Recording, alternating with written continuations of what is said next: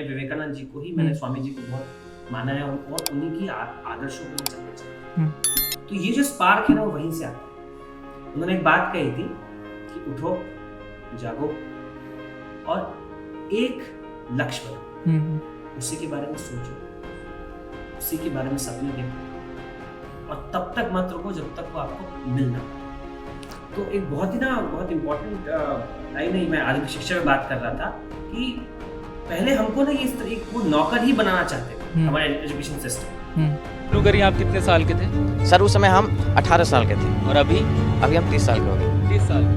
पिछले 12 सालों में आपने अपनी ज़िंदगी में क्या किया? ज़िंदगी में सर पढ़ते गया, डिग्री लेते गया। तो एक कहावत ऐसी है कि आधुनिक शिक्षा प्राप्त भी हम कर सकें तो लाभ क्या, कि क्लर्क बनकर पेट अपना भर सके, सुनते रहेंगे सर झुकाकर अफसरों की गालियां, सुनते रहेंगे सर झुकाकर अफसरों की गालियां, कि रात में दे सकेंगे। बैल हुआ करता था और आपको पता ही वाली बात, हाँ, वो बैल ऐसा ऑयल के लिए ये होता है कोल, जिसको बिना गरम किए उस सीड से आप ऑयल एक्सट्रैक्ट कर लें, इसको बोलते हैं कोल्ड प्रेस्ड ऑयल। यही ओरिजिनल तेल है हमारा, इसको खाना चाहिए। सस्ते करने के चक्कर में रिफाइनरीज लाई गई, उसको हीट किया गया, उसमें पाम ऑयल मिक्स किया गया और फिर आपको दे दिया गया, आप ले लिए, आपने खा लिया, आपको 120 रुपये लीटर मिलता है, आपको मजा आ जाता है।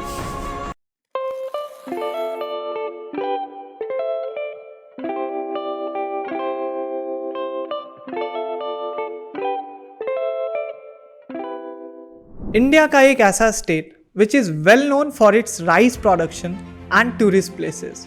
Yes, I am talking about Chhattisgarh. Chhattisgarh की farmers first food company Sarvada life के one of the founder Siddharth Pandey आज हमारे पॉडकास्ट एपिसोड के स्पेशल गेस्ट हैं, जिन्हें छत्तीसगढ़ के honourable chief minister Vishnudeo Sai से वार्षिक कृषक उत्कृष्ट सम्मान भी मिला है।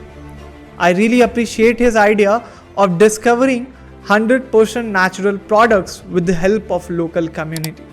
And as usual, the Hustler Show brings something new, something different and something special through a 101 podcast in this YouTube channel. और अगर आज के इस पॉडकास्ट एपिसोड से आपको कुछ भी सीखने को मिला हो तो don't forget to subscribe this channel. स्वागत करते हैं आज के पॉडकास्ट एपिसोड में अपने गेस्ट सिद्धार्थ सर का ऑन THS। बहुत बहुत स्वागत है सर आपका द हसलर शो के 30th एपिसोड में। So I would like to start this episode. आज मॉर्निंग में ही मैंने एक छोटी सी रिसर्च करी थी सोशल एंटरप्रेन्योरशिप के बारे में and I got one thing which is very interesting. And एक फाउंडर है ड्रेटन जिनका नाम है, उनकी एक कंपनी है अशोका, जो बेसिकली क्या करती है कि सोशल एंटरप्रेन्योर्स को सपोर्ट करती है। और उनके अकॉर्डिंग सोशल एंटरप्रेन्योर बनने की 4 क्वालिटीज़ हैं। द फर्स्ट इज क्रिएटिविटी, दूसरा एंटरप्रेन्योरशिप क्वालिटी, तीसरा सोशल इम्पैक्ट और चौथा एथिकल फाइबर। तो when did you realise this कि आपके अंदर ये सभी क्वालिटीज़ हैं या फिर नहीं हैं? तो आपको अपने अंदर वो कौन सा एक ऐसा स्पार्क दिखा जो आपको सोशल एंटरप्रेन्योर की ओर ले गया एंड हाउ ऑल दिस सर्वदा लाइफ हैज स्टार्टेड?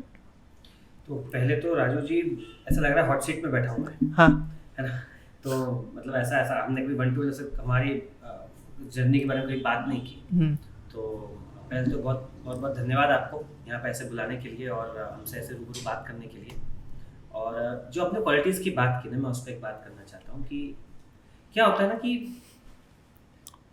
क्वेश्चन सही है आपका कि वो 4 क्वालिटीज आपने कब जानी आपके अंदर आई है, फिर हाँ, कौन सा स्पार्क था। हाँ, तो मेरी लाइफ की जर्नी भी थोड़ी सी ऐसी है कि धीरे धीरे करके वो समझ में आता गया। एक तो मेरा जो फैमिली बैकग्राउंड है, थोड़ा मैं बताना चाहता हूँ उसके बारे में। तो हम 2 भाई हैं, हम दोनों ने मिलकर ये कंपनी स्टार्ट की है, ये ब्रांड स्टार्ट किया है बेसिकली। और मेरा जो पर्सनल बैकग्राउंड है वो सोशल वर्क से बहुत कनेक्टेड है।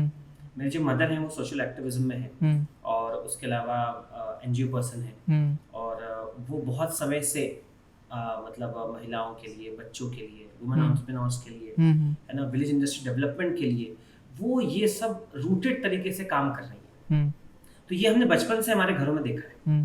हमारे यहाँ पे बातचीत, जैसे मान लो आप किसी बिजनेसमैन के घर में जाएंगे, तो कोई स्टील का व्यक्ति है, कोई सीमेंट पे काम कर रहा है, तो वो क्या करेगा कि वो उनकी जब घर में डाइनिंग टेबल पे ब्रेकफास्ट पे बातें होगी, तो क्या बातें होंगी? बिजनेस की बातें होंगी। एग्जैक्टली। क्या हुआ भैया, वो मेरा माल का शिपमेंट आया कि नहीं आया, है ना, उसको पैसा मिला कि नहीं मिला, और बोले वो प्रोडक्शन किया कि नहीं किया। यही सब एक नॉर्मल हमारे यहाँ क्या बातें होती होंगी? जस्ट इमेजिन एक सोशल वर्कर का घर है, उसके घर में क्या बातें होती है कि लोगों की कैसे हेल्प कर सकते हैं। एग्जैक्टली। वो 4 केसेस आए थे यार, वो चारों महिलाओं को मेरे को इस तरीके से हेल्प करना है ना। तो मेरी मदर क्या करती है, जो हम आई बोलते हैं, तो आई क्या करती है कि वो 4 लोगों से और बात करती है कैसे हम हेल्प कर सकते हैं, कुछ बिजनेसमैन से बात करती है कैसे उनको दान करवा सकते हैं, ठीक है ना। कुछ प्रोजेक्ट्स हमारे गवर्नमेंट के चलते हैं, तो वो प्रोजेक्ट कैसे हम उसको सक्सेस रेट पे लेके आ पाएंगे, किस तरीके से सही तरीके से स्कीम्स जो है वो गवर्नमेंट की और पर्सनल लेवल की जो स्कीम्स है वो गाँव वालों तक पहुंच पाए। मैंने यही सब बचपन में देखा है। तो ये इनहेरेंट हो जाना, ये बात सच है।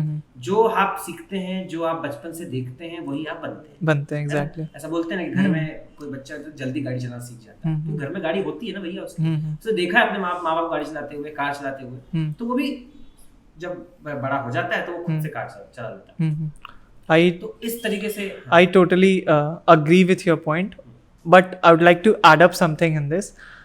Obviously आपका जो फैमिली बैकग्राउंड रहता है, आप बचपन से जो देखते हो, सीखते हो, वही आप बनते हो।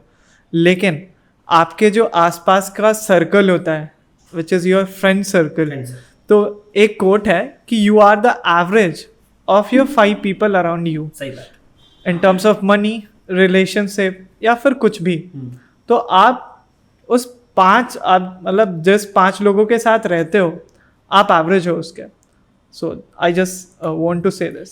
देखो सर, मैं आपकी बात बताऊं, मतलब हम बहुत ज़्यादा सक्सेस तो हो नहीं पाए अभी तक। हम ये भी चाह रहे हैं कि हम लोग सक्सेस के लिए लड़ रहे हैं, या फिर हम एक तरीके से आगे बढ़ रहे हैं। खुद की पर्सनैलिटी की अगर बात करें ना, तो हमने ये सीखा है अपने आसपास के लोगों से, और जिनको हम अपना आइडल मानते हैं, ठीक है ना, उनसे ये सीखा है कि आप अपने आसपास के लोगों के एवरेज होते हो, नो डाउट, लेकिन ये भी तो हो सकता है कि वो सब 5 आपसे प्रभावित हो। एक एंटरप्रेन्योर की क्या खास बात होती है कि उसको देख के ये लगता है कि यार ये जो बोल रहा है ना, ये सही बोल रहा है, भले ही वो गलत बोल रहा होगा। ये भी हो सकता है कि वो जिस सक्सेस की बात कर रहे हैं वो सक्सेस 50% ही होने वाली होगी ऑन रियलिटी, लेकिन जब उस एंटरप्रेन्योर को उसके आसपास के लोग देखते हैं, तो ये सोचते हैं कि यार ये जो आइडिया लेकर आ रहा है, ये आइडिया सही है, इस आइडिया से काम होगा।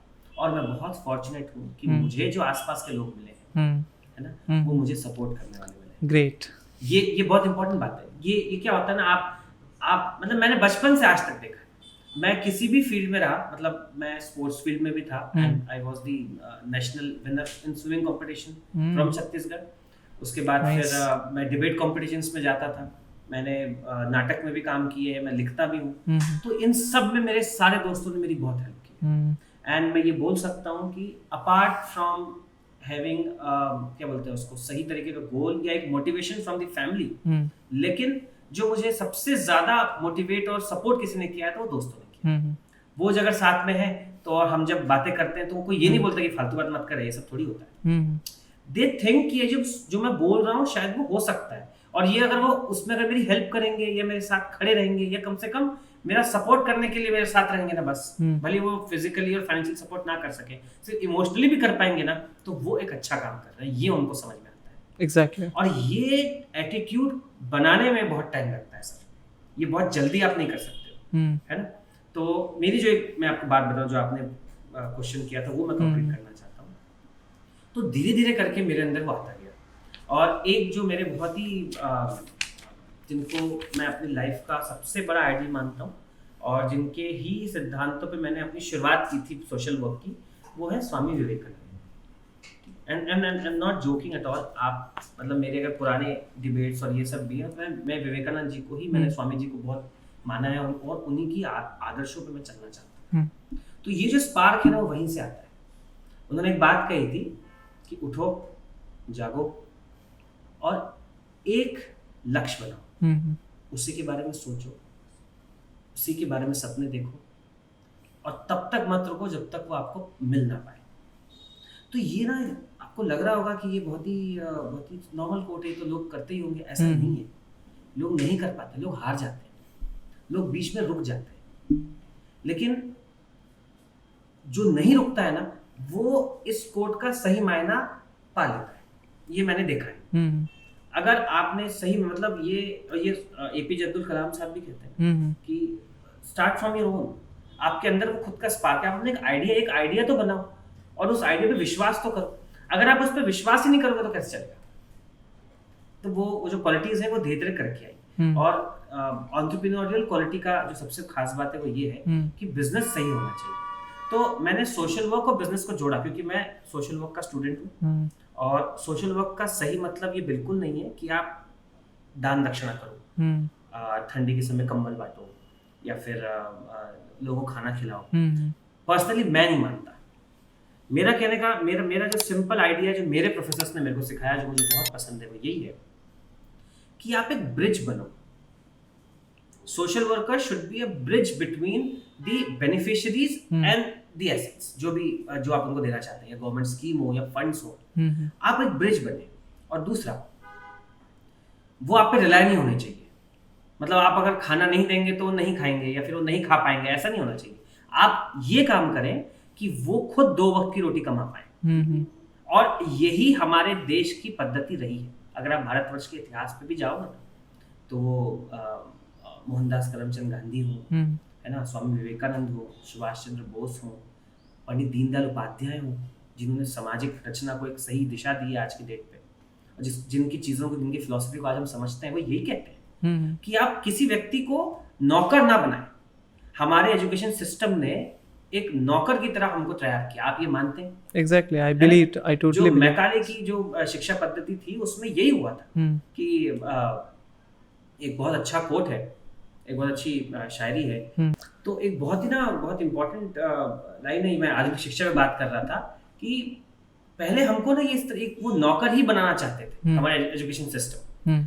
तो एक कहावत ऐसी है कि आधुनिक शिक्षा प्राप्त भी हम कर सकें तो लाभ क्या, कि क्लर्क बनकर पेट अपना भर सके, सुनते रहेंगे सर झुकाकर अफसरों की गालियां, सुनते रहेंगे सर झुकाकर अफसरों की गालियां, कि रात में दे सकेंगी 2 रोटियां घर वालियां। सिर्फ इतना ही हमारी एजुकेशन सिस्टम जो अंग्रेजों के जमाने में थी, क्योंकि वो समझ गए थे हमारे देश में हर जगह पे, मतलब अगर आप इस देश को आप पूरा नापना चाहें ना, उस जमाने में तो इतने गुरुकुल, इतने ज्यादा स्किलफुल लोग, क्यों आप क्यों ये नहीं समझते हैं कि सिर्फ 200-300 साल की हम गुलाम रहे? ऐसा नहीं है, कई 100 वर्षों से हम गुलाम हैं। कई आक्रमणकारियों ने यहाँ पे आके हमला किया, जस्ट बिकॉज हमारे पास स्किल था। और वो समझ गए थे। एक मैकाले की एक पूरी स्पीच है बहुत बड़ी, आपको नेट पे मिल जाएगी, लंदन में उन्होंने दी थी। पूरा यहाँ सर्वे करने के बाद 1857 के स्वतंत्रता संग्राम के बाद, और उन्होंने बोला था कि पूरा का पूरा भारतवर्ष में घूम चुका हूँ, और पूरे भारतवर्ष को घूमने के बाद मुझे एक ही चीज समझ में आई कि जब तक इनके एजुकेशन सिस्टम पे हम अपना मतलब आक्रमण नहीं करेंगे, तब तक यहाँ पे ज्यादा से ज्यादा स्वतंत्रकारी, क्रांतिकारी लोग पनपते रहेंगे। ओके। और यहाँ पे क्या है ना कि एक और बात उन्होंने कही थी कि एक ऐसा शहर है इंडिया में, भारत में, जो कि दुनिया के उस जमाने के कई बड़े बड़े शहरों से 10 गुना अमीर है, 10 गुना बेहतर है, जिसका नाम है सूरत। उस समय सूरत बहुत फेमस है, आज भी सूरत बहुत फेमस है। कई बड़े बड़े एंटरप्रेन्योर, कई छोटे बड़े एंटरप्रेन्योर वहीं जाके सीखते हैं। एक तरीके से मेरा भी एक जो कनेक्शन है वो गुजरात से, क्योंकि मैं वहीं से मैंने ये इस तरीके की भावनाओं को, एंटरप्रेन्योर स्किल्स को जिसको आप बोलते हैं, वो मैं वहीं से सीख पाया। okay. तो वो ये समझ गए थे कि वो एक और समझ रहे थे कि हमारे पास स्किल है तो कैसा है, लोहार का बच्चा लोहार, है ना, कुम्हार का बच्चा कुम्हार, वो घर में वही सीख रहा है ना, वो और स्किल हो रहा है लगातार। आज हम क्या बातें कर रहे हैं हमारे देश में? अगर आप सिस्टम की बातें करें, पॉलिसीज की बातें करें, तो वो नई पॉलिसीज लेके आ रहे हैं कि भाई आप अपने स्किल को मत छोड़िए। क्यों? क्योंकि वो छो रहे हैं ना। वही चाहते थे ये कि एंड ऑफ द डे हम ये हो जाएं कि हम अपने वो उस मेन स्किल को, उस मेन चीज जिसकी वजह से हमारा देश सोने की चिड़िया था, उसको हम भूल जाए। हमारे यहाँ के लोहार अब लोहार का बेटा लोहार नहीं बनना चाहता। एग्जैक्टली, हम यही कर रहे हैं। This is true. This is true. अब अगर आप आर्टिस्ट की बात करो तो कई ऐसे हैंडीक्राफ्ट्स हैं, कई ऐसा क्या बोलते हैं पेंटिंग्स हैं, कई ऐसे आर्ट फॉर्म्स हैं जो आर्टिजन्स के बच्चे को आर्ट नहीं फॉलो करना चाहते क्योंकि उनको उसका वो सही मार्केट नहीं मिल पाता। तो बहरहाल मैं ये सब बहुत उतना लंबा मैं नहीं बोलना चाहता। मतलब मेरा कहने का मतलब ये है कि आधुनिक शिक्षा जो एजुकेशन सिस्टम है ना, वो हमको नौकर ही बनाना चाहता था। और हमारे अंदर और खासकर मेरे अंदर जो ये मोटिवेशन आया बिकॉज ऑफ एनवायरनमेंट जहाँ में रहा, और खासकर मेरी आई माता जी जिनकी वजह से मेरे को ये रेगुलर सपोर्ट मिलता रहता है। और वो मैं हमेशा कहता हूँ कि मेरी सबसे बड़ी कॉम्पिटिटर वही है। आपने अभी बोला कि मुझे सीएम के द्वारा पुरस्कृत किया गया, वो प्रेसिडेंट के द्वारा पुरस्कृत हो चुकी है कई बार, प्रधानमंत्री के द्वारा हो चुकी है, हमारे सीएम के द्वारा हो चुकी है। तो इस तरीके से उनकी एक बहुत बड़ी पर्सनालिटी है जो अपने आप में, तो वो उनको मैं अपना कॉम्पिटिटर मानता हूँ। लेकिन मैं एक कॉन्सेप्ट को लेके चलना चाहता हूँ क्योंकि वो मुझे समझ में आया पढ़ाई के बाद कि मैंने अपनी एक जर्नी की शुरुआत भी ऐसे की थी जब मैं सोशल वर्क की पढ़ाई कर रहा था। तो लास्ट ईयर में मैंने कुछ अपने 4 दोस्तों को मिलाया। और ये आपने कहा दोस्त कितने, आपने कहाँ से पता नहीं कैसे आप दोस्त की बात किया है, और वो बहुत ही इमोशनल है हमारे लिए क्योंकि वहीं से मेरी शुरुआत हुई थी। 4 दोस्तों ने मिलकर हमने एक छोटा सा अभियान चालू किया गुजरात में, बड़ौदा में। मैं वहीं पढ़ाई कर रहा था, मास्टर ऑफ सोशल वर्क। और मैंने देखा कि हमारे यहाँ पे एक फतेहगंज करके इलाका है बड़ौदा में, और वहाँ पे ना ब्रिज के नीचे बच्चे रहते हैं, मतलब माँ बाप के साथ काम ही है घूम के बेचना, बंजारे जैसी जिंदगी जीते वही रहते हैं। और वहां पर ना एक किसी समाज की एक भगत की कोठी जैसी, मतलब खाने की जगह है। तो गरीब वहां पे मैं देख रहा हूँ, मैं पिछले 3 साल से वहां पे था, और मैं देख रहा था कि हर साल वहां पे भीड़ बढ़ रही है खाना खाने वालों की, कम नहीं हो रही है।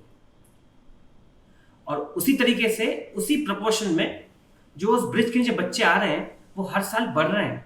And what is the reason? कम नहीं हो रहे क्योंकि वो अपने ही गांव से हट के वो शहरों में आते हैं और यहाँ पे मांग के खाते हैं। और उनकी जो परवरिश है वो वैसे ही हो रही है। मतलब आज हम अपने छोटे से 4 साल के बच्चे को हम नीचे जमीन में नहीं रखते या फिर उसको गंदगी में जाने नहीं देते, अरे बेटा मत जाना वहां पे। और उसी जगह पे अगर आप उस गरीब बच्चे को देखोगे तो वो उसी मिट्टी में खेल रहा है, उसी गंदगी में रह रहा है, उसी गंदे कुत्ते के साथ खेल रहा है। तो ये सब देख के मन में बहुत टीस होती थी कि ये कैसे जी रहे हैं। और ये मेरे अंदर जो भावना आई वो मैं ये नहीं बोल सकता ना कि वो अपने आप आ गई, वो just because of environment. Swami ji को मैंने पढ़ा, माता जी को मैंने देखा, तो उसके बाद मुझे समझ में आया। तो मैंने वहां पे एक अभियान चालू किया जिसका नाम था भारत सेवा फाउंडेशन। और 4 दोस्तों ने मेरी बहुत अच्छी हेल्प की। हम सब ने मिलके एक सिस्टम ये बनाया कि कम से कम उन बच्चों को अपने बिजी शेड्यूल से, कॉलेज के समय क्या बिजी शेड्यूल होता है, हम तो सिर्फ कॉलेज और खेलने में समय बिता देते हैं, तो हमने हर संडे ये सोचा कि उनको क्लासेस देंगे। लेकिन पढ़ाई की नहीं, सिर्फ पढ़ाई की नहीं, क्योंकि पढ़ाई ही करानी होती तो उनको स्कूल में डालवा सकते थे उनके माँ बाप, वो तो चाहते ही नहीं ना। तो हमने उनको ये सोचा कि क्यों ना उनकी स्किल्स पे काम किया था, भले छोटे बच्चे। तो मेरे पास मतलब 4-5 साल से लेकर 17 साल तक के बच्चे वहाँ पे आते थे। और उनको अपनी छोटी छोटी स्किल्स सिखाई। किसी को पेंटिंग का शौक था, किसी को पोट्री का शौक था, तो मेरे साथ लोग जुड़ते गए और उन्होंने हेल्प करना चालू किया। आप नेट पे सर्च करेंगे आपको मिलेगा, आज भी उसकी फोटोज वीडियोस हैं। और बहुत अच्छे तरीके से बच्चों ने हमारा साथ दिया।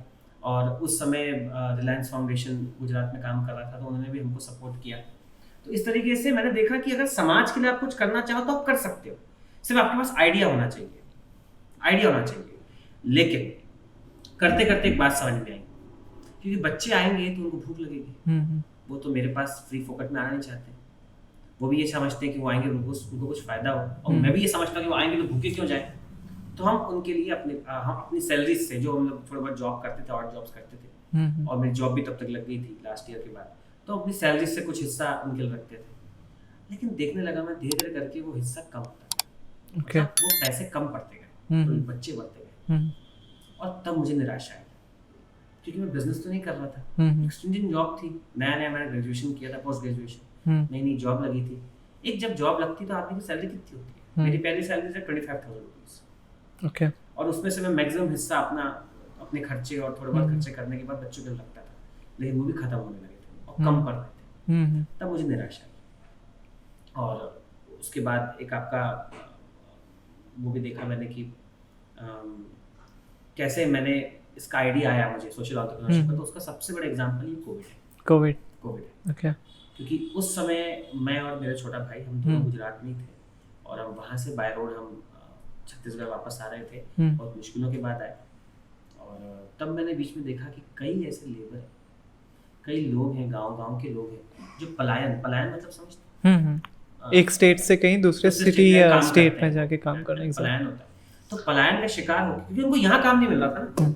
यहाँ पे इतना ज्यादा आपने बोला कि प्राइस प्रोडक्शन है, सब है, लेकिन उनको उतना ज्यादा सेटिस्फेक्शन नहीं है ना कि उनको उनकी पूरी जिंदगी बीत जाएगी, उनकी आगे वाली पीढ़ी काम कर लेगी। भाई छत्तीसगढ़ सिर्फ अकेला राइस प्रोडक्शन में थोड़ी जीवित हो सकता है, यहाँ पे तो और भी सारी चीजें हैं। यहाँ वनोत्पाद है, यहाँ हैंडीक्राफ्ट है, यहाँ आर्ट एंड कल्चर है ना, उन पे भी तो फोकस किया जा सकता है। तो वो सब ना करके लोग क्या करते हैं, पलायन करते हैं और दिहाड़ी में दूर दूर काम करते हैं। और मैंने देखा किस तरीके से मर के, मतलब बीच बीच में कई लोग तो आधे हो गए, कई लोग तो बहुत चले। मैंने अपने आंखों से देखा लोगों को, मतलब पहले गर्मी में चलते हुए राजधानी गाँव के पास। तब मेरे को बहुत पीड़ा हुई कि भाई ये क्यों किया। तो इसका मैंने फिर तरीका खोजने की कोशिश की कि क्या इसका सही हो सकता है। यहाँ पे आने के बाद मैं बहुत समय तक बस्तर में घूमा भी। मेरे को फॉरेस्ट का शौक है, तो मैं फॉरेस्ट के लिए भी कुछ करना चाहता था। तो मैं वहाँ पे गया, मैं गांव में मिला। मैंने तुरंत चालू नहीं किया ये सब, मैं सही बता रहा हूँ। मैं अपनी समझ से मैं जितना कर सकता था और जितना मुझे एनवायरनमेंट ने सपोर्ट किया, मेरे आसपास के लोगों ने, उतना मैंने पूरा एक्सप्लोर किया। मैं छोड़ा नहीं बिल्कुल भी।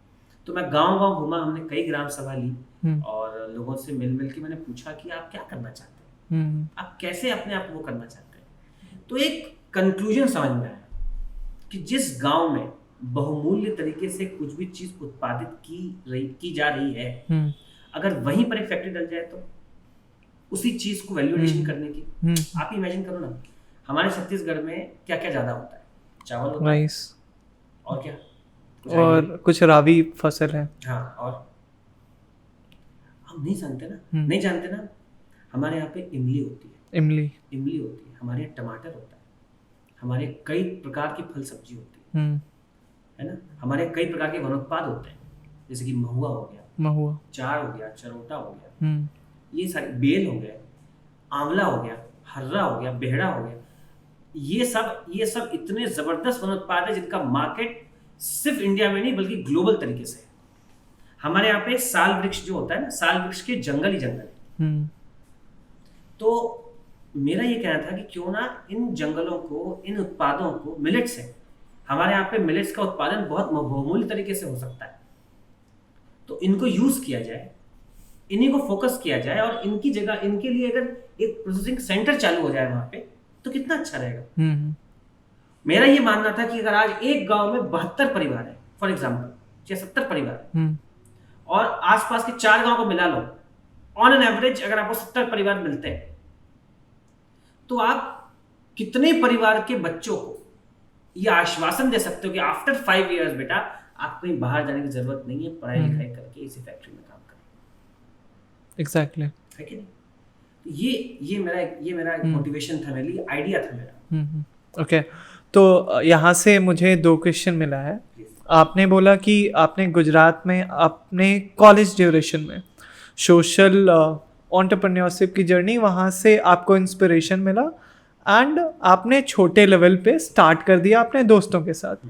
तो अभी जो छत्तीसगढ़ के कॉलेज स्टूडेंट्स हैं, बहुत सारे ऐसे स्टूडेंट्स हैं जो लोगों की हेल्प करना चाहते हैं बट फॉर सम रीज़न वो आगे बढ़ नहीं पाते, तो आप उनको क्या सजेस्ट करना चाहोगे? आप उन्हें ऐसी क्या एडवाइस दोगे कि आप ऐसे लोगों की किस तरह से हेल्प कर सकते हो?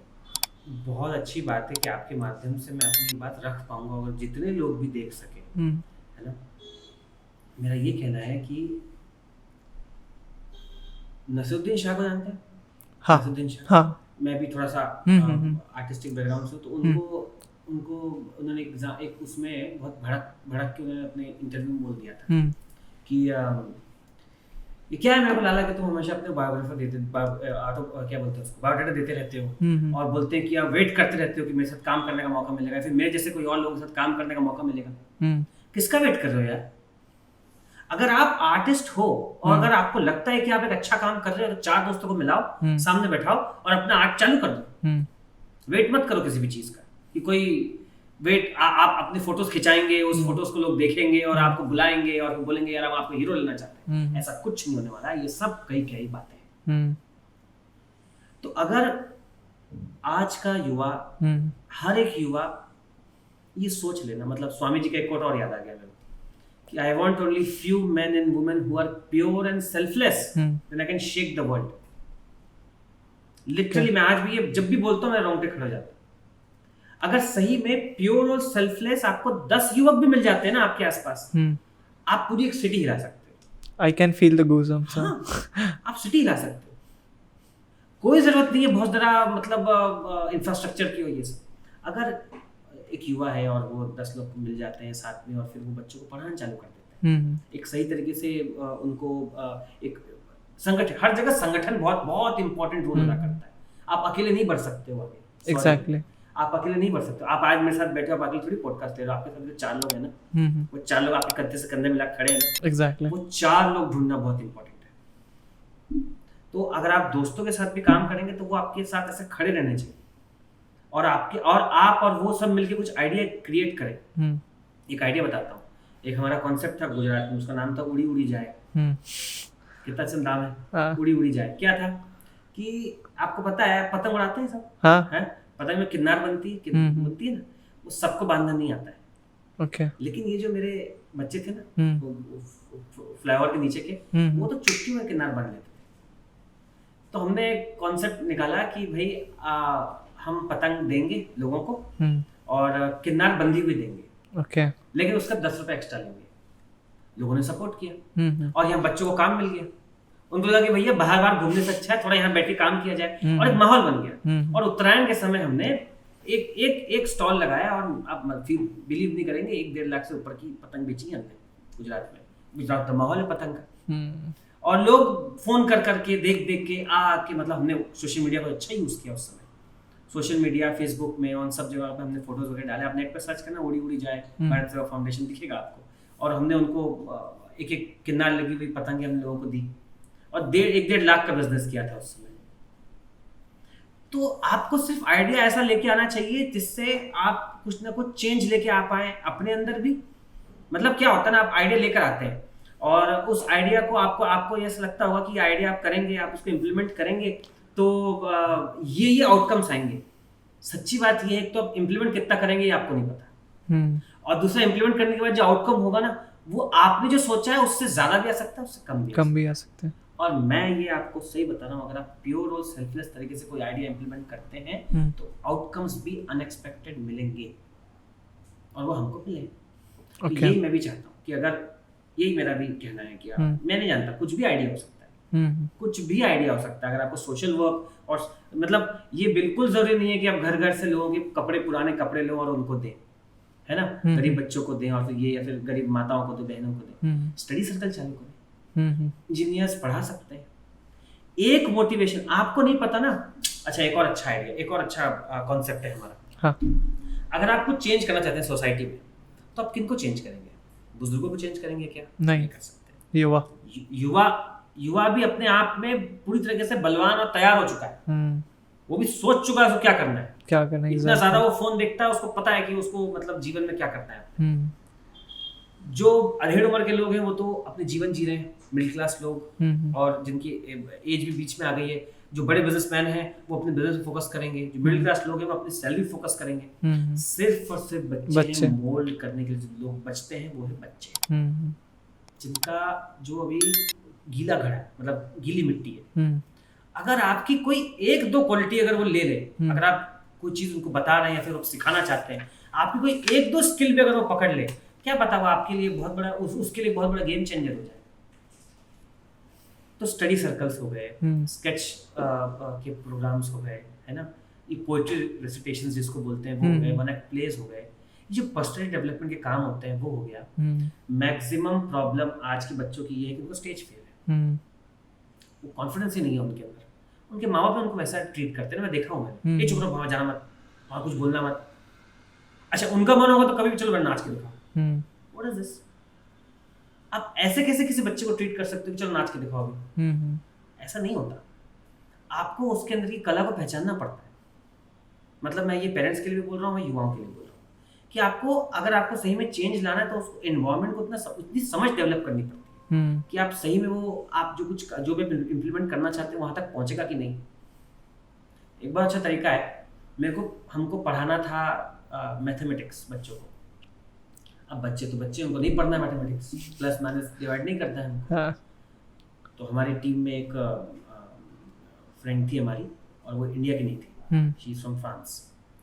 तो वो यहाँ पे आई हुई थी बड़ौदा में, हमारे ग्रुप में कनेक्ट हो गई हमारे साथ। मैंने उनको बोला कि यार ये ऐसा है कि हमको प्रॉब्लम हो रही है, बच्चों को पढ़ाना चाहते हैं लेकिन पढ़ना नहीं चाहते। बोले मैं एक आइडिया निकालती हूँ, कल आऊँगी। 2 दिन बाद वापस आई। मैं बोला कहाँ गया तुम, कल आने वाले थे? नहीं, बोले मैं आइडिया सोच रही थी। क्या आइडिया है? तो उसने ये बताया, उसने एक पेपर लेके आई मेरे साथ, ड्राइंग पेपर, और उसमें ना एक मछली बनाया। बहुत अच्छी मछली थी, स्केच।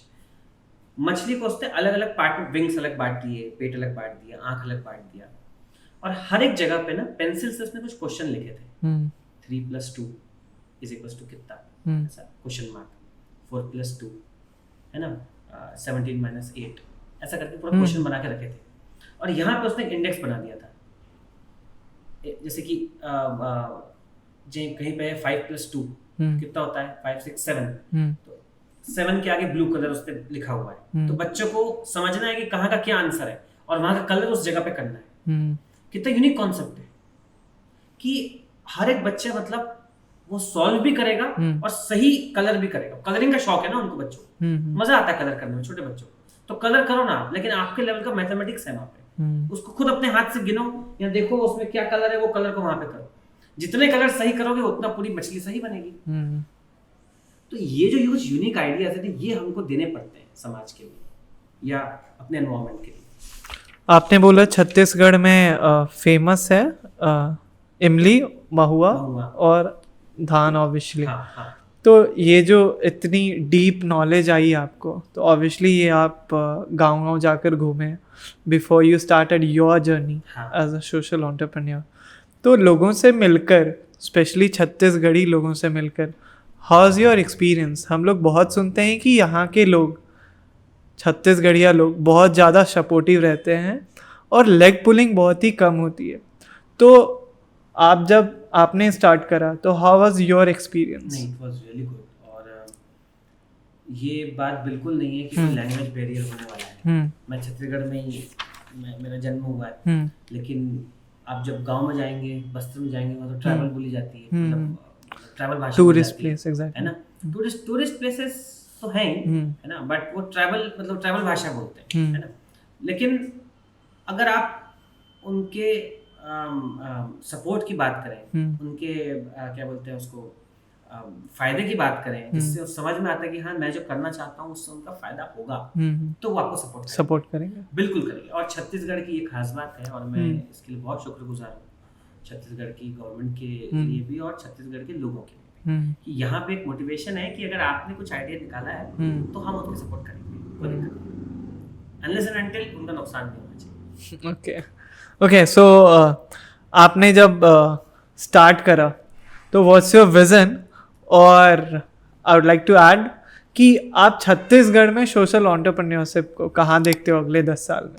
बहुत आगे देखता हूँ सर, क्योंकि आप ये समझिए कि हमारे पास, अगर आप कॉर्पोरेट्स की बात करें तो आप भी तो यहीं से हैं ना, है ना। आप तो बहुत साल हो गए आपको भी, आप शायद बाहर से ही हैं। आप कहाँ से हैं mainly? I am from Bihar और I am in Chhattisgarh for the last 3 years। 3 years, yes, 3 साल से आप देख रहे हैं। तो कोई कॉर्पोरेट्स कितने हैं हमारे पास? गिने चुने कॉर्पोरेट्स हैं, है ना। और कोई आईटी कंपनीज नहीं है बड़ी, कोई केमिकल फर्टिलाइजर कंपनी नहीं, कोई फार्मास्यूटिकल कंपनी नहीं है, कोई इलेक्ट्रॉनिक्स इंजीनियरिंग कंपनी नहीं है, कोई ऑटोमोबाइल कंपनी नहीं है, समझ रहे हैं आप? कुछ भी नहीं। सिर्फ और सिर्फ अगर अभी कुछ चल सकता है तो वो हो सकता है सोशल एंटरप्रेन्योरशिप। ओके, क्योंकि अगर आप देखा जाए तो हर एक स्टेट का, इंडिया में हर एक स्टेट का अपना एक यूएसपी होता है, यूनिक सेलिंग पॉइंट, एक यूएसपी होता है। हमारा, आप बिलीव नहीं करेंगे, हमारे पास तो 75% तो हमारे पास जंगल है। हम जंगल का सही यूटिलाइजेशन नहीं कर रहे। हम जंगल में क्या उगाते हैं? आखिरकार जंगल में वो लकड़ियां होती है जो जलने के काम आती है, जो फर्नीचर काम आती है, जो कटती है लास्ट में। अगर हम जैसे मेरे जैसे और 10 एंटरप्रेन्योर्स मिल जाएं और 10 एरिया पकड़ लें और वो फोकस करें कि इसको हम लोग कैसे बचा सकते हैं, तो मैं बिल्कुल इस बात के लिए बहुत ज़्यादा शुक्रगुजार हूँ और बहुत ज़्यादा क्या बोलते हैं तारीफ करना चाहता हूँ मैं सरकार की, कि जो स्टेट एडमिनिस्ट्रेशन है या फिर स्टेट गवर्नमेंट है या डिस्ट्रिक्ट एडमिनिस्ट्रेशन है, वो आपकी आइडिया को फुल सपोर्ट करता है। आप अपना आइडिया पिच तो करें इस कॉन्फिडेंस के साथ कि आपको एक सही लोग मिलेंगे। मतलब अगर मैं ये बोल पा रहा हूँ कि आप सोशल एंटरप्रेन्योरशिप का बहुत बड़ा सेगमेंट है इस छत्तीसगढ़ में, जस्ट बिकॉज कि आपको गवर्नमेंट सपोर्ट अच्छा मिलने वाला है, क्योंकि वो भी चाह रहे हैं। अगर आप आज की बात करो, छत्तीसगढ़ में क्या नहीं है।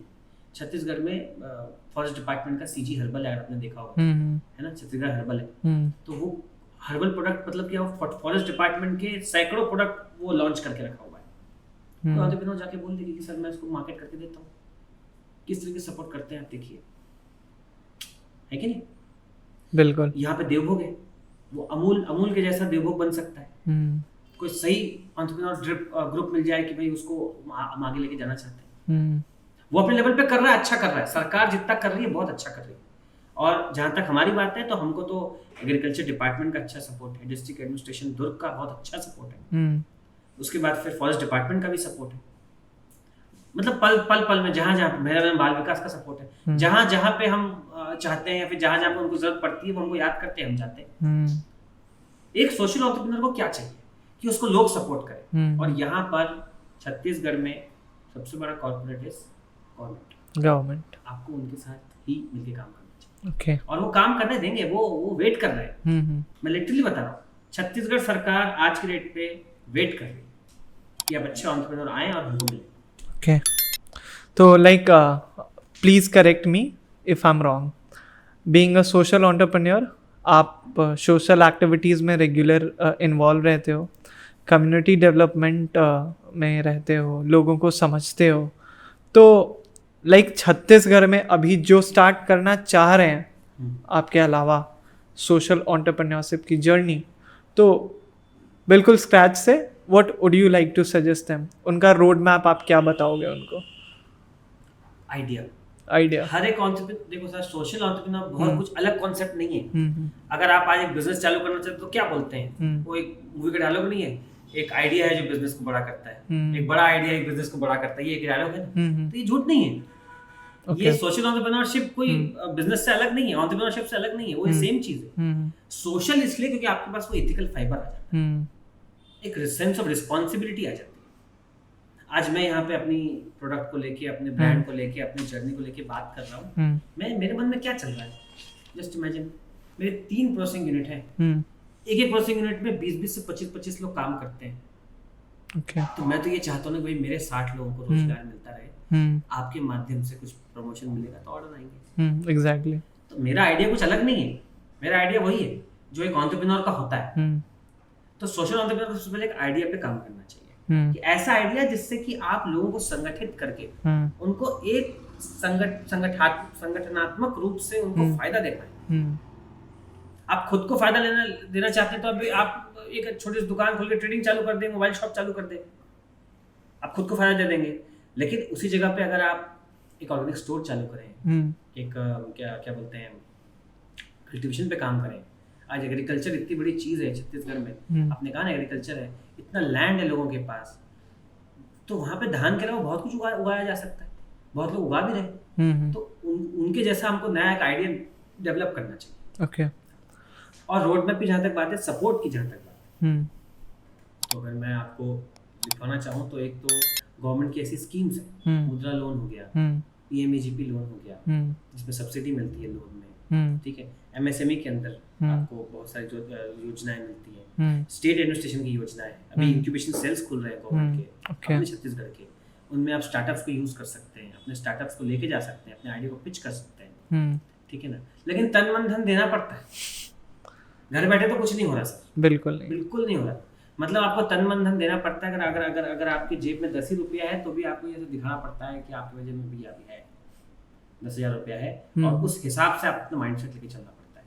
और मैं मैनिफेस्टेशन को बहुत मानता अगर आपने ये सोच लिया है ना, आपने ये खुद ही जी लिया है ना कि दिख रहा है कि मेरा प्रोडक्ट जिंदा दिल तरीके से बिकने वाला है, तो आप उसी तरीके से आप आगे बढ़ेंगे। You believe what you become. हाँ, एग्जैक्टली। तो अभी बोला आपने सोशल एंटरप्रेन्योर, अब इसको रिलेट करते हैं थोड़ा सा ग्लोबल एंटरप्रेन्योर से। तो आपने बोला सोशल एंटरप्रेन्योर्स को खास करके छत्तीसगढ़ की गवर्नमेंट से काफ़ी सपोर्ट मिल रहा है। हाँ, लेकिन जब हम लोग ग्लोबल एंटरप्रेन्योर्स की बात करते हैं तो उनके पास बहुत ज़्यादा ऑप्शंस रहता है कि वो फंड रेज कर सकते हैं या फिर अलग अलग जो भी गवर्नमेंट की स्कीम्स हैं वो उनके पास अवेलेबल है। बट सोशल एंटरप्रेन्योर्स को फंड रेजिंग में बहुत सारी इश्यूज होती हैं। तो यहाँ पे लाइक दो एस्पेक्ट्स होते हैं हर एक बिजनेस के या एंटरप्रेन्योर्स के, कि आप एक सोशल एस्पेक्ट देखते हो और एक बिजनेस एस्पेक्ट। सोशल एस्पेक्ट क्या कि सोसाइटी में क्या इम्पैक्ट कर सकते हैं और उससे क्या हमारी थोड़ी सी अर्निंग होगी, ब्रांडिंग होगी एंड सो ऑन। और business aspect is also like money. तो when it comes to like funding, तो who is in the market to support you other than government? Other than government, देखिए sir, एक entrepreneur के लिए आपको क्या लगता है कि अदर देन गवर्नमेंट उसको क्या सपोर्ट मिलता है? बैंक मिल जाता है, बैंक लोन ले सकते हैं, डेट ले सकते हैं, बिल्कुल ले सकते हैं। उसके बाद आप कहीं शार्क टैंक जैसी जगह पे पिच कर सकते हैं, पिच कर सकते हैं, आपको इन्वेस्टर आपको मिल जाएंगे, इन्वेस्टर मिल जाएंगे। क्या सोशल एंटरप्रेन्योर्स को नहीं मिलते हैं क्या? मिलते हैं। कोई दिक्कत नहीं है। आपको अपना आइडिया वैसा पिच करना है ना। हम्म, उनको ये लगना चाहिए कि भाई आप खैरात पे काम कर रहे हैं। हम्म, उनको ये बिल्कुल नहीं लगना चाहिए, आपके इन्वेस्टर्स को लगना चाहिए, क्या होना भी नहीं चाहिए कि आप जो है भी आप तो पैसा लेंगे और डुबा देंगे सेवा कार्यों में। सेवा कार्य नहीं है ये, ओरिजिनल धंधा है। हाँ। आप भूल जाए, मतलब भूलिए मत इस बात को। सोशल करके इसको आप खैरात ना बनाए। मतलब मेरा ये मतलब सीधा टूक भाषा में बोल रहा हूँ। ऐसा बिल्कुल नहीं है कि यार हमारे यहाँ पे जो लोग हैं वो बिना काम के भी उनको पैसा मिलता रहेगा। तो नुकसान नहीं होगा, ऑब्वियसली नुकसान नहीं होने देंगे। वो अपने स्किल्स को एक बेटर प्लेस पे अच्छे से यूटिलाइज करके एक बेटर इनकम का सोर्स जनरेट कर सकते हैं। This is what you are trying to say. Exactly. और दूसरा, जैसा आप बाकी नॉर्मल जगह पे पिच करते हैं, एक बैंक भी आपको सपोर्ट करता है, एक इन्वेस्टर भी आपको सपोर्ट करता है, ऐसी ग्लोबल प्लेटफॉर्म्स भी आपको सपोर्ट करते हैं। कर सकता हूँ, ये हो सकता है ना, आप कर सकते हैं ना। वैसे ही एंटरप्रेन्योर भी एक स्किल है जिसको प्रैक्टिस से आप सीख सकते हैं।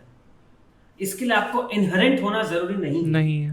ये मैं सीख गया हूँ, ये मैं समझ गया हूँ, ये मैंने पढ़ लिया, इतना एक्सपीरियंस है हमको कि आपको ये, अरे वो तो उसके तो पिताजी हैं, वो तो बिजनेसमैन है इसलिए वो बिजनेस कर सकता है। नहीं बाबा, वो खुद बिजनेसमैन है इसलिए बिजनेस कर सकता है।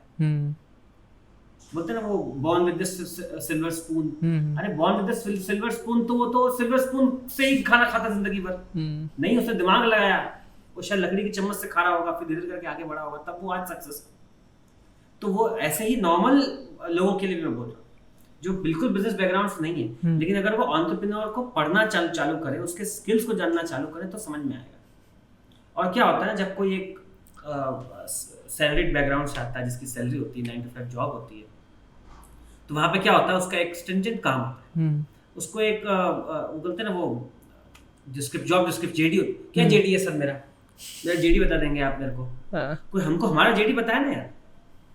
मतलब एंटरप्रेन्योर्स का जेडी अगर कोई मेरे को बता सके तो मेरे को लिख के दिखा दो, एक पेज में अगर आ जाए तो। जिस दिन वर्कर नहीं आएगा उस दिन झाड़ू भी हम ही लगाएंगे, और लगाते हैं, मैं और मेरा भाई, पूछ ले। मतलब हमने, जब हमारे 4 ब्रांड बंद हो चुके हैं, 5वां ब्रांड है। ओके। सोशल एंटरप्रेन्योरशिप ही कर रहे हैं शुरुआत से। स्टेप बाय स्टेप होता है ना, ग्रेट। तो जल्दी नहीं होती है कि नहीं? तो एंड मतलब ऐसा कहीं भी नहीं है। और मेरे अंडर 50,000 नौकरी पाने वाला लड़का आज भी काम करता है, और मेरे अंडर 8,000 वाला लड़का भी आज काम करता है। ओके। ये मेरी मिनिमम मैक्सिमम सैलरी का आज का बेस है। ओके। लेकिन मेरी इनकम 50,000 है कि नहीं है, ये मैं नहीं बोल सकता, क्योंकि जो एंटरप्रेन्योर होता है उसका जो रिवॉर्ड होता है वो रिस्क होता है। उसका रिवॉर्ड ही रिस्क है। अगर आप ये सोचो ना कि भाई आपको आप एंटरप्रेन्योर चालू करेंगे, शिप चालू करेंगे, और 3-4 साल में आपकी 1 लाख डॉलर की सैलरी हो जाएगी। एक तो आप ये सोचे करेंगे तो आप 1 लाख डॉलर तक पहुंच ही नहीं सकते। सही बता। harsh reality Harsh of being an entrepreneur. आप पहुंच ही नहीं सकते 1 लाख 2 लाख रुपए पर मंथ अगर आप सोच के चलेंगे तो। आप सोचिए आपकी सैलरी का कोई सीन ही नहीं है, आप बस आप जी रहे हैं, आपको पता नहीं चलेगा कब आपकी सैलरी 5 लाख 6 लाख रुपए हो जाएगी। और ऐसे एग्जांपल्स हमने देखे। Okay. तो this is the round 1 of this episode. अब एक रैपिड फायर राउंड है, तो let's start the rapid fire round. What made social entrepreneur different from commercial entrepreneur? Idea. Idea. But what is the difference between the idea? Idea can be, okay, idea and execution, obviously both are different for both the entrepreneurs. Okay. What comes first, profit or impact for you? Profit. Profit. Sir ji. But what about the impact? Yes, this is something I really want to say. हाँ. ये मेरा और मेरे भाई का और हमारा personal मानना है। और वो मेरा आइडिया है। मैंने क्या बोला पहले? Idea and execution. तो मेरा जो बिजनेस मॉडल है वो बिजनेस मॉडल कैसा है? वो लास्ट में तो इम्पैक्ट देगा ही ना। हाँ. लेकिन अगर मैं प्रॉफिट ही नहीं कमाऊंगा तो इम्पैक्ट कहां से? इम्पैक्ट जनरेट नहीं हो पाएगा। ये गलत है। मैं ये लोग आपके माध्यम से बोल, आपने भी बहुत बार बोल दिया सोशल एंटरप्रेन्योर। वो चलक नहीं है सर। प्रॉफिट का धंधा है। प्रॉफिट होगा तो आप भी कमाएंगे, आपके साथ वो 20 लोग भी कमाएंगे, 60 लोग भी कमाएंगे, क्योंकि मेरे प्रॉफिट का 1/3 हिस्सा डायरेक्टली बच्चों को जाता है, मतलब सॉरी मेरे लोगों को जाता है, बेनिफिशियरीज को जाता है। Exactly, very true. Hardest part of running a social business?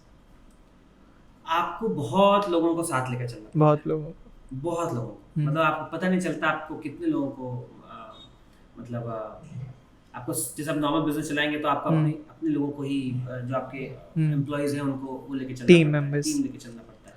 But यहाँ पे क्या होता है कि आपको गांव के सरपंचों को, उसके बाद फिर गवर्नमेंट के सेक्टर्स के लोगों को, सबको एक तरीके से साथ में लेकर कंसोल मतलब डिस्कशंस करके और बीच का रास्ता निकालना पड़ता है। आप कहीं पर भी हार्श तरीके से डायरेक्ट अपना डिसीजन नहीं दे सकते। ओके, सजेशन लेने पड़ेगी। और दूसरा मतलब बहुत इम्पोर्टेंट बात ये है कि बहुत ज़्यादा सेटबैक्स आते हैं बीच में, है ना। फंड्स की कमी हो जाती है या फिर प्रोडक्ट में दिक्कत होती है। क्या होता है ना, देखिए आज हम क्या कोशिश कर रहे हैं कि गांव वाले सीख जाएं, सिखाने में टाइम लगता है ना। मतलब अगर मैं चाहूँ तो मतलब अगर मैं बोलूँ तो ये भी हो सकता है ना कि हर एक चीज़ के लिए हम स्किलफुल लोग ले सकते हैं, लेकिन हम ये चाहते हैं कि हर एक चीज़ जो फैक्ट्री में हो रही है, जो प्लांट में हो रही है, वो गांव वाले स्किल सीख जाएं और करें। तो गलतियां करेंगे शुरुआत में। कई मेरे बैचेस खराब हुए हैं क्योंकि क्वालिटी के साथ तो हम लोग क्या बोलते हैं, कॉम्प्रोमाइज नहीं कर सकते। हम जब बाहर लेके जाएंगे अपनी प्रोडक्ट को तो कोई ये ना बोल दे कचरा है इसमें, तो ये है इसमें, तो वो है, और बाद में नाम किस पे आएगा? एंटरप्रेन्योर पे आएगा। वो रिस्क एंटरप्रेन्योर को लेके चलना पड़ता है। इसलिए हमको हर एक को ट्रेनिंग एंड डेवलपमेंट भी कराना पड़ता है। मतलब गांव में अगर आप सिखा रहे हैं कुछ चीज तो उनको सिखानी पड़ेगी ना हर चीज को, क्योंकि वो तो उनका माइंड सेट है, उनको दिहाड़ी में काम करना है या खेतों में काम करना है, वो एक वो मनरेगा में जाके काम करना है। ये इस तरीके की चीजें मेरे सामने आती है। लेकिन मैं उनको बोल रहा हूँ पैकेजिंग करनी है, स्टिकर लगाना है, बैच कोडिंग करनी है, समझ रहे हैं आप, सीलिंग करनी है, बिना हाथ लगाए आटे को डालना है, मेरे मशीन से डालना है। तो ये माइंडसेट बनाना बहुत जरूरी है। हर बार उनके हाथ में ग्लव्स होने चाहिए, मास्क होना चाहिए, नहीं होगा तो खराब हो जाएगा, बाल आ जाएंगे। क्वालिटी चेक करने के लिए व्यक्ति होता है, वो हर बार उनसे काम करवाता है। वो ट्रेनिंग डेवलपमेंट में टाइम लगता है। और किसी भी बिजनेस में ट्रेनिंग एंड डेवलपमेंट होते रहना चाहिए। आप उसको वन टाइम इन्वेस्टमेंट नहीं है, वो इट्स अ रिकरिंग इन्वेस्टमेंट। कितने एफर्ट्स लगे माइंडसेट चेंज में लोगों को करने के लिए? लगते हैं क्योंकि एक और हार्श रियलिटी बताना चाहता हूँ, बिकॉज मैं इसका स्टूडेंट हूँ, इसलिए बहुत ही कॉन्फिडेंस के साथ बोल सकता हूँ। आपको ये समझ में आया है कि गांव में या फिर समाज में ये प्रॉब्लम है और इसको आपको सॉल्व करना है, ठीक है। आप ये चेंज देख रहे हैं उनके अंदर, हार्श रियलिटी इज वो ये चेंज नहीं देख रहे। ओके। उनको उनका जो दिनचर्या है, जो उनकी दैनंदिनी है, उसको क्या बोलते हैं, फॉलो करने में बहुत मजा आता है। सुबह उठना, 4 बजे उठना, दातुन करना, चाय वाय पीना, दाल भात खाना, गांव में खेत में जाना, खेत में बहुत काम करना, वापस आना, फिर उसके बाद फिर चाय नाश्ता खाना करना, दारू पीना, सो जाना। ये मतलब मैं गलत तरीके से नहीं बोल रहा हूँ सर। मतलब ये जो मैं जो आपको पूरी दैनंदिनी बताई ना, ये बहुत अच्छी दैनंदिनी है उनके हिसाब से, ये वेरी गुड। ओके। और उसमें कोई प्रॉब्लम नहीं है उनको, ठीक है ना। लेकिन आप कुछ एक नया आइडिया लेकर आए, आप ये चाहते हैं कि वो चेंज हो जाए, आप ये बोलना चाहते हैं और ये आप उनको कन्विंस कर रहे हैं और वो कन्विंस हो रहे हैं धीरे धीरे करके। लेकिन अगर आप नहीं करेंगे तो नहीं होंगे। कि एक जंगल है, जैसे कि जंगल चल रहा है, ये जंगल है। अब इस जंगल में ना भीषण आग लग गई, जबरदस्त ज्वाला लपट एकदम, सारे लोग भागने लगे, जितने जानवर थे, भैंस भाग रहा है, गाय भाग रही है, शेर भाग रहा है, चीता भाग रहा है, हाथी भाग रहा है ना, सारे पशु पक्षी भाग रहे हैं, सब भाग रहे हैं दूसरी तरफ, जहाँ पे आग लगी उसको दूसरी तरफ भागना ही चाहिए। दूर से कहीं एक छोटी सी चिड़िया आई, उसने अपनी चोंच में पानी भरा झील से और वो आग की लपट में एक एक बूंद जाके डाल रही थी। इसको दूर से कहीं एक हाथी ने देख लिया और उसने बोला कि अरे चिड़िया, तू ये क्या कर रही है? तुझे लगता है कि तेरे इस छोटे से कृत्य से यहाँ की आग बुझ जाएगी? चिड़िया ने बहुत अच्छा आंसर दिया। चिड़िया ने ये उत्तर दिया कि हाथी भैया, मुझे पता है कि मेरे इस छोटे छोटे से कृत्य से यहाँ की आग नहीं बुझेगी, लेकिन जब इस जंगल का इतिहास लिखा जाएगा, उस इतिहास में मेरा नाम आग लगाने वाले में नहीं बल्कि आग बुझाने वाले में होगा। Because history matters. What is the conclusion? Conclusion ये है कि लास्ट में चिड़िया ने ये बोला कि भैया आप मेरे साथ लग जाओ और आपकी सूंड में तो ज्यादा पानी आता है, आप मेरे साथ चलो और पानी डालो। आप खुद अगर अपने आप में चेंज लेके नहीं आएंगे ना, आप खुद अपने अंदर एक स्पार्क लेके नहीं आएंगे ना, तब तक आपको लोग सपोर्ट नहीं करेंगे। Simple. Very true. And this is what entrepreneurship is. आपका आइडिया, आपके आइडिया पे आपने पहला क्वेश्चन अच्छा किया जिसकी वजह से मैं इसे बोल पाया, वो है आपको दोस्त मिले कि नहीं मिले। बहुत इंपॉर्टेंट। और मेरा सबसे अच्छा दोस्त मेरा छोटा भाई है। We are bestest friends. और उसके अलावा जो हमको हमारे दोस्त मिले वो तो माशाल्लाह, मतलब उनसे अच्छा तो कुछ है ही नहीं। Okay. So, if you had to pitch Sarvada Life to an alien, how would you do it? Alien मतलब जो अंतरिक्ष से आता है। हाँ। अंतरिक्ष में मिलेट तो होगा नहीं। मिलेट्स नहीं होंगे। हाँ, तो फिर मिलेट लें और मिलेट खाएं, आगे की रोटी खाएंगे, तंदुरुस्त हो जाएंगे। Okay. What's your reaction when someone close to you says, "Bro, social entrepreneurs don't make profit"? तो आप क्या रिएक्ट करते हो? We don't make profit, but हमको दुआएं बहुत मिलती हैं। दुआएं मिलती हैं। Okay, great. So this is the round 2, which is the rapid fire round for this segment with Siddharth Pandey. Now we are going for the round 3 of this special episode, which is totally based on social entrepreneurship or entrepreneurship. So let's talk about the ecosystem social entrepreneurship का। आप जिस माहौल में काम करते हो, गांव-गांव जाकर लोगों से मिलना, उनको ये समझाना कि सोशल एंटरप्रेन्योरशिप से आपकी लाइफ चेंज हो जाएगी। So are they ready to accept this change? और when we are talking about the whole ecosystem, तो सोशल एंटरप्रेन्योर को क्या क्या चीज़ें फेस करनी पड़ती है ग्राउंड लेवल पे? एग्जाम्पल देता हूँ आपको जी। आज भी बस्तर में ऐसा होता है। आप बस्तर जाएंगे ना कभी, तो बस्तर में हाट बाजार लगते हैं। पता है उसके बारे में? नहीं ना। हर गांव का हफ्ते का एक दिन तय है। कई बार क्या होता है, एक होता है मेन, छोटे छोटे गांव होते हैं, एक होता है 4 गांव मिलके एक बड़ा गांव होता है। और उस बड़े गांव में ये 4 गांव के लोग जाते हैं हाट बाजार में। और वहां पे क्या होता है कि आज भी हो रहा है ना, ये कोई नई बात नहीं है, तो पुरानी बात है, वो आज तक चल रही है। हर हफ्ते एक बाजार लगता है। उस बाजार में वो अपनी चीजें लेकर जाते हैं गांव वाले, आज भी। और वहां पे क्या लेके जाएंगे? इमली लेके जाएंगे, महुआ लेके जाएंगे, है ना, चार चरोटा ये सब लेके जाएंगे, बेहड़ा लेके जाएंगे। ये सब वनोत्पाद है। क्या होता है ना, बस्तर में या ट्राइबल इलाकों में जंगल है, और वो जंगल उस गांव का है। Okay. वो गांव वाले लोग ही उस जंगल को संभालते हैं, सब करते हैं। कई जगह तो मैंने ये देखा है कि हर एक घर में एक पेड़ है। Okay. है ना, वो पेड़ जो है वो सीजन के समय इमली देता है, ये देता है। वो इमली को लेते हैं, लेके जाते हैं, बाजार लेके जाएंगे हफ्ते वहां पे एक साहूकार बैठा रहता है, इसको हम कोचिया बोलते हैं। हम लोग बोलते हैं अपनी भाषा में, वो लोग बोलते हैं अपनी भाषा में कोचिया। उस कोचिया को देते हैं, वो मिडिल मैन, उसको वो मंगवा देंगे, उसको तुरंत कैश देगा। पॉइंट देखना सर, आप उसको मंगवा दे रहे हो, वो आपको तुरंत कैश दे रहा है, या इमली दे रहे हो तुरंत कैश दे रहा है, तुरंत कैश दे रहा है।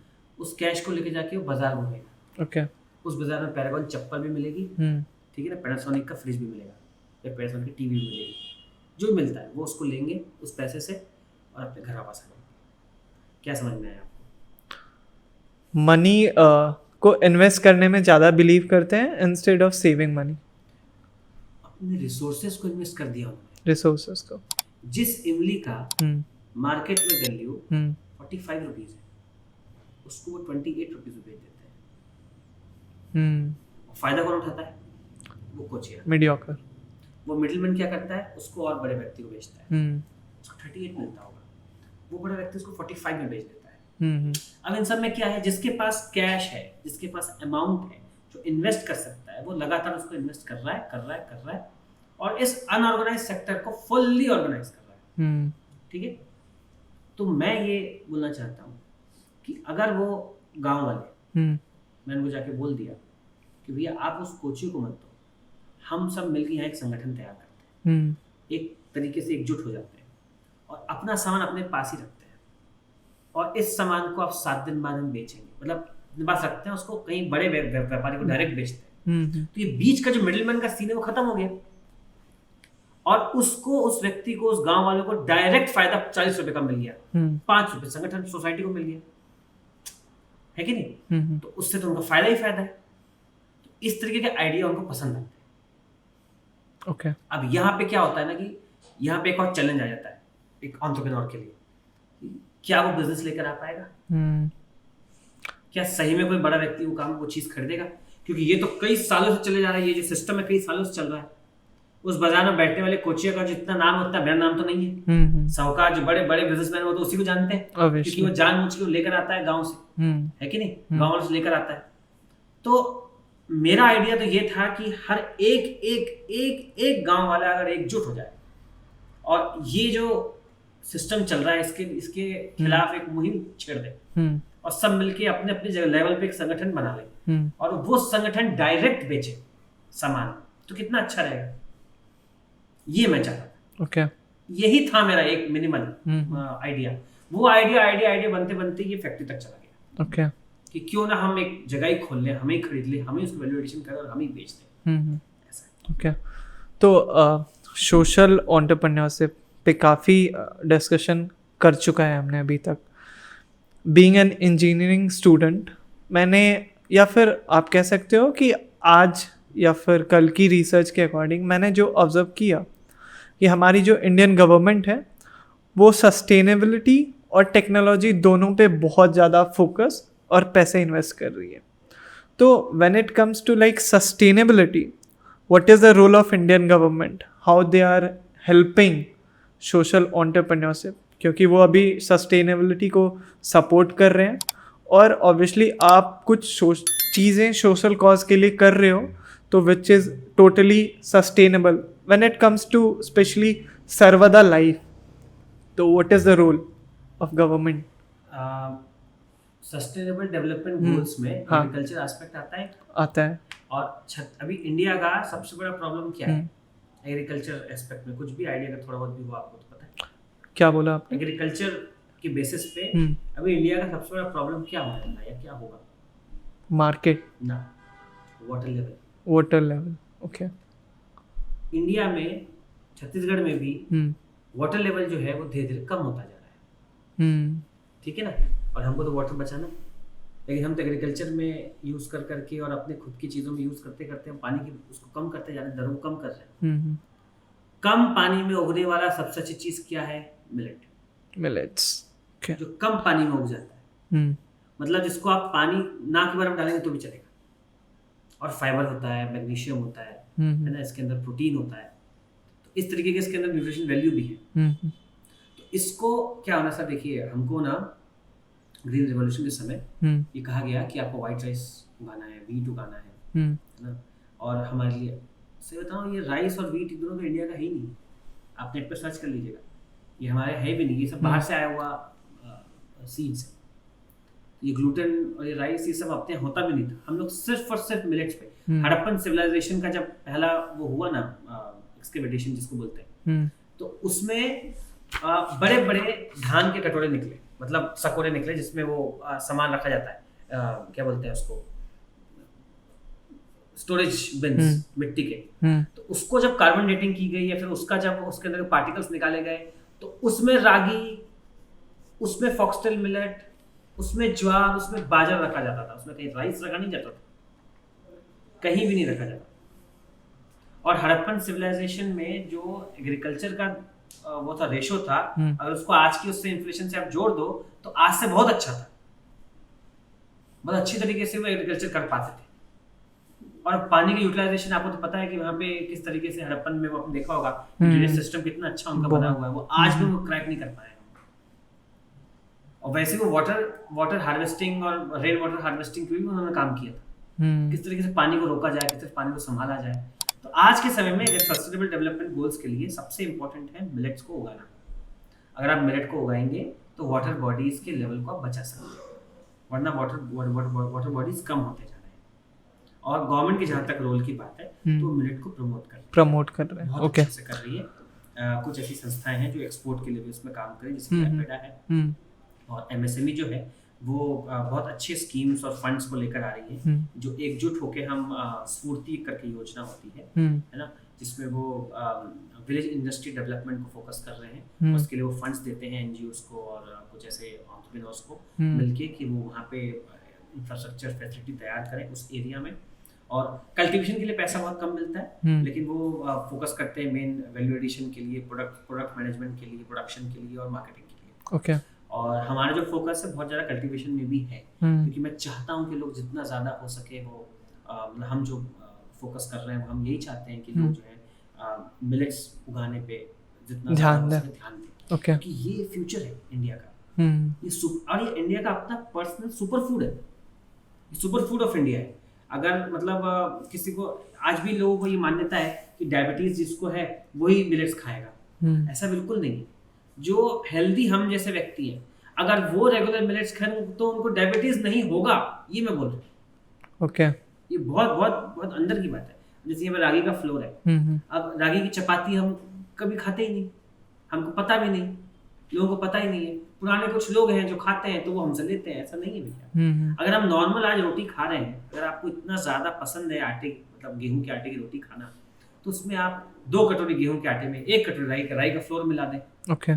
तो हम कम से कम आपको न्यूट्रिशन तो मिलेगा। और मैं तो ये चाहता हूँ कि लोग प्योर रागी की रोटी खाएं, प्योर ज्वार की रोटी खाएं, अपने अपने सीजन के हिसाब से प्योर बाजरे की रोटी खाएं, प्योर मल्टीग्रेन रोटी खाएं, और ग्लूटेन को धीरे धीरे करके कम करते जाएं, क्योंकि वो आपकी गट हेल्थ को परेशान करता है। ओके। है ना, आप मैदा जितना ज्यादा लेंगे उतना आपको गट हेल्थ में प्रॉब्लम होगी। वहीं अगर आप मिलेट्स रेगुलर खाएंगे, आप हर चीज को अगर रिप्लेस कर देंगे। अगर मैं आपको एग्जांपल देता हूँ कि हमने तो मिलेट्स का पास्ता तैयार किया, मिलेट्स के मल्टीग्रेन फ्लोट्स तैयार किए, उसकी बनी हुई चपातीस तैयार की, उसके बने हुए रैप्स तैयार किए, मल्टीग्रेन मिलेट बेस्ड पिज्जा तैयार किया, लोग खाए। हमारे अप्पे का प्रीमिक्स आता है, लोग ऐसे सूजी का अप्पे खाते हैं, साथ में मिलेट के अप्पे भी खा सकते हैं, जिसमें ब्राउन राइस भी है, जिसमें मिलेट्स भी हैं, सब अवेलेबल है। ओके। तो मैंने देखा था लाइक सर्वदा लाइफ के अभी 4 प्रोडक्ट्स हैं, premixes, oil, ketchup and flour. तो how these products are different from other market big players, जो मार्केट में बिग प्लेयर्स अवेलेबल हैं? आप देखिए सर, बिग प्लेयर से कितना कम्पीट करेंगे, है ना। हम तो शुरुआत किया है, हमने गाँव वालों के साथ शुरुआत किया है, हमारी फैक्ट्री है, और हमारे पास जो जगह है वो उसकी कैपेसिटी भी अच्छी खासी है। अब क्या है ना कि रेट्स में कोई डिफरेंस नहीं है, और पैकेजिंग में कोई डिफरेंस नहीं है, क्वालिटी में कोई डिफरेंस नहीं है, लेकिन मैं ये बोलना चाहता हूँ सर कि सोशल एंटरप्रेन्योर के साथ साथ सोशल कंज्यूमर भी तो हो जो सपोर्ट करें। ओके।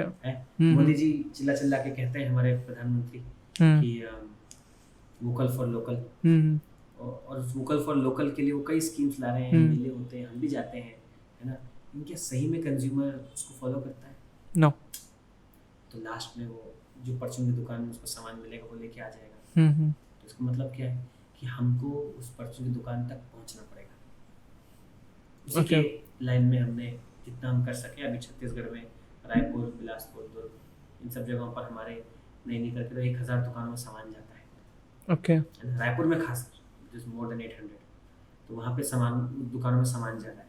तो गांव में सामान जाता है तो सॉरी दुकानों में सामान जाता है तो लोगों की विजिबिलिटी बढ़ती है।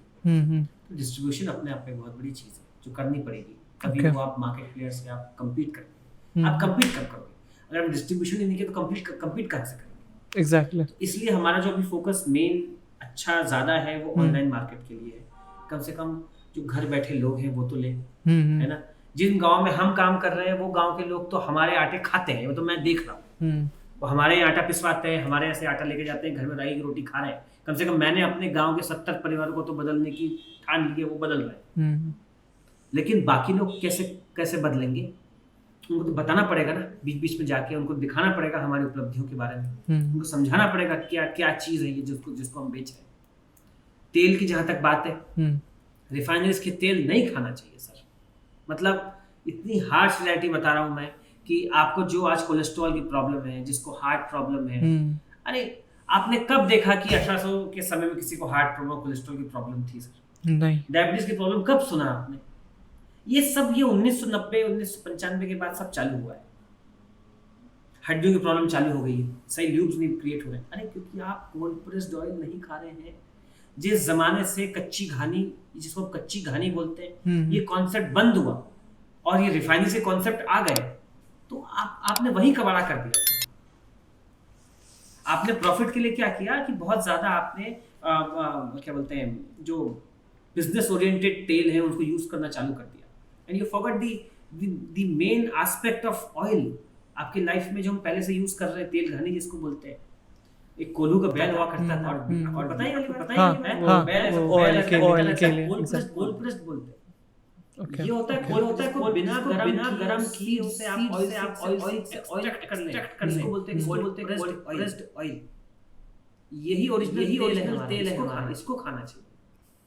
सस्ते करने रिफाइनरीज लाइक पाम ऑयल किया गया, दे दिया गया, आप ले लिया, खा लिया। आपको 120 रुपए मजा आ जाता है।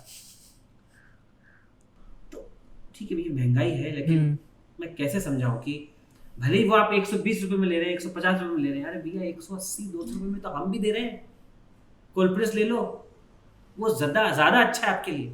मतलब अगर आप मेरी अब जहाँ तक बात करें तो हमारे प्रोडक्ट की वजह से या हमारे मुहिम की वजह से सिर्फ उन गांव वालों को नहीं, बल्कि अगर कंज्यूमर भी इसको लेना चालू करेगा तो उसकी हेल्थ भी अच्छी होगी। एग्जैक्टली। ये मेरा कहना है। What will be your last piece of message for Chhattisgarhi community people who wants to start social entrepreneurship? लग जाओ भैया, भिड़ जाओ, टाइम बहुत कम है। क्योंकि जब And this is the right time? This is the right time. Okay. We are developing like anything.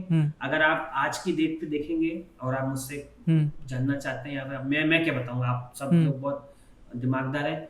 आप इस एपिक सेंटर में हैं अभी, आपके आजू बाजू के सारे देश जल रहे हैं। आप देख लो, सिर्फ एक अकेला देश है जो कि मतलब एक बहुत ही कद्दावर और बहुत ही अखंड तरीके से खड़ा है, तो वो भारतवर्ष है। आज भी था 150, 200, हजारों साल पहले भी था। और ये एकदम सही परफेक्ट समय है। इस टाइम पे अगर अभी क्यों है, क्योंकि आपको गवर्नमेंट सपोर्ट कर रही है, आपको family support. New education policy के बारे में आपने पढ़ा, जो भी नया आने वाला है, हो गया, उसका ड्राफ्ट रेडी हो गया, वो पास हो चुका है, जिसमें अब सब कुछ स्किल्स बेस्ड है, सब कुछ एंटरप्रेन्योर बेस्ड है। कहाँ गया था ये जब हम लोग पढ़ाई कर रहे थे तब? नहीं था ये। आप भी तो इंजीनियरिंग किए हैं, तो उस समय आपको ये किसी ने बताया था कि आपको एंटरप्रेन्योरियल स्किल्स भी आपके अंदर होनी चाहिए? नहीं होनी चाहिए थी। आज है। आज न्यू एजुकेशन पॉलिसी में 2025 के बाद जो लागू होने वाली है, उसमें देखिएगा, उसमें स्किल्स बेस्ड नए कोर्सेस आ गए हैं। कॉलेज में तक हर एक व्यक्ति, मतलब 10वीं 12वीं से आप अपने नए आइडियाज लेके पिच करना चालू कर सकते हैं, फंडिंग ले सकते हैं। तो ये न्यू एजुकेशन पॉलिसी है, ये नया भारत है। तो अगर ये नया भारत है तो आप क्यों पुराने हैं? मतलब मैं ये चाहता हूँ कि सोशल एंटरप्रेन्योरशिप बोलो या एंटरप्रेन्योरशिप बोलो, आप बस बिजनेस करें। आप जैसे ही आप अच्छे तरीके से बिजनेस चालू करेंगे, उसका फायदा घुमा फिरा के गाँव तक पहुंचेगा ही। क्योंकि आप बिजनेस ही तो इस जगह पे कर रहे हैं जहाँ पे गाँव की महत्वता है। छत्तीसगढ़ में गाँव की बहुत महत्वता है। बिल्कुल। पॉलिटिक्स में भी और बिजनेस में भी, क्योंकि यहाँ पे आज भी लोग गांव बेस्ड ही प्रोडक्ट लेके आ रहे हैं मार्केट में। आपने स्टार्टिंग में एक वर्ड मेंशन करा था कि अगर जो आप एक एंटरप्रेन्योर हो और आप कोई बिजनेस स्टार्ट करना चाहते हो तो आपकी एटीट्यूड बहुत मैटर करती है। बहुत मैटर किस टाइप की एटीट्यूड की आप बात कर रहे हो? कि जो होगा देख लेंगे। ओके, क्योंकि रिस्क टेकिंग एबिलिटी। लास्ट में, हाँ लास्ट में ये आप अगर आप अभी से सोच लोगे कि यार वहां जाएंगे तो गिर जाएंगे तो नहीं जाएंगे, अरे वहां जाओ गिरो फिर देखो शायद नीचे कुछ अच्छा कराओ आपके लिए। ओके। एक अच्छे कॉमेडियन है, मैं उनका नाम भूल रहा हूँ, उन्होंने एक बात बोली थी कि अगर आपको आज ये शर्ट चाहिए आज तो आपको नहीं मिल रही है भैया। ओके, क्यों? आज तो नहीं मिल रही है आपको। ये लोग आसपास लोग इतने खतरनाक हैं कि वो आपको लेने देंगे ही। तो आज तो नहीं मिल रहा है, लेकिन अच्छी बात है आज नहीं मिल रहा है, शायद आपके लिए कोई अच्छा सूट वेट कर रहा हो। ठीक है, तो इसलिए एटीट्यूड जो है वो ऐसा ही होना चाहिए, जो होगा देख लेंगे, कोई दिक्कत नहीं। okay. कोई प्रॉब्लम। मेरे नाना जी हैं जिन्होंने मेरे को अकाउंट्स पढ़ाया था, बहुत अच्छे शिक्षक है वो। मैं नया नया अकाउंट्स में आया था, मैं उनके पास जाता था कि नाना जी ये समझ में नहीं आ रहा, ये अकाउंट कैसे होगा। बहुत अच्छे ज्ञाता है वो अकाउंट्स के। तो बोले ये कैसे होगा, ये मेरे को लगता है ये बहुत कठिन है मेरे लिए, मैं नहीं कर पाऊंगा। क्या बोलते थे वो मेरे को? ये नहीं बोलते थे कि पढ़ाई करो, देखो, समझो, आ जाएगा, बहुत मुश्किल है वो, कर लोगे तुम। बहुत आसान है ये तो, कुछ भी नहीं है इसमें, ला दिखा, कुछ भी नहीं। आप किसी को अगर आप ये बोल दो ना कि ये लाइन कुछ भी नहीं है, बहुत आसान है, तू कर लेगा, इतने में ही उसका 50% काम हो जाता है मोटिवेशन का। 50% पता नहीं चलता, वो आगे बढ़ जाता है। तो इसलिए मतलब एटीट्यूड ऐसा ही होना चाहिए। ओके, बिल्कुल। मतलब अगर आपके पास जेब में 10 रुपया है और 10,000 रुपया है, या 1 लाख रुपया है, 10 करोड़ रुपया, एटीट्यूड सेम रखो। आपने एटीट्यूड में बदली की तो आपका डाउनफॉल चालू होता है। It's all about the game of mindset. Thank you so much, sir, for joining us on the Hustler Show. It was an amazing, super, mind-blowing, fantastic episode. और सोशल एंटरप्रेन्योरशिप ही नहीं, एंटरप्रेन्योरशिप स्टार्ट करने के लिए या फिर being an entrepreneur क्या क्या mindset होनी चाहिए आपकी, या फिर लोकल कम्युनिटीज़ से कैसे हेल्प लेनी है when you are going to start your journey as a social entrepreneur. आपके सभी डाउट्स आई थिंक इस एपिसोड को देखने के बाद क्लियर हो गए होंगे। और अगर जो कुछ डाउट्स हैं तो यू कैन कमेंट और you can connect with Siddharth sir on Instagram. Thank you so much again sir for joining us. Thank you very much. Thank you sir. Thank you very much. How was it? बढ़िया है, मज़ा आया, how the जोश। बहुत बढ़िया था, अच्छा लगा सर बात करके, बहुत अच्छा था। Thank you very much.